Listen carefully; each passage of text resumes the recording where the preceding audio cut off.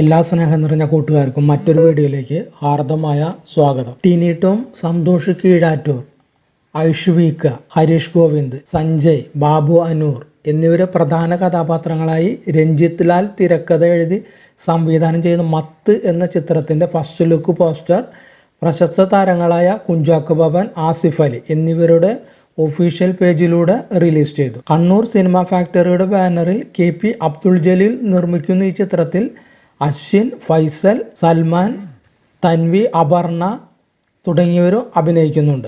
Sibi Joseph ഛായാഗ്രഹണം നിർവഹിക്കുന്നു. ഷംല ചക്കാലക്കൽ എന്നിവരുടെ വരികൾക്ക് സക്കറിയ ബക്കളം, റൈഷ് മർലിൻ എന്നിവർ സംഗീതം പകരുന്നു. അപ്പോൾ മത്ത് എന്ന സിനിമയെ പ്രതീക്ഷിച്ച് നമുക്കിരിക്കാം.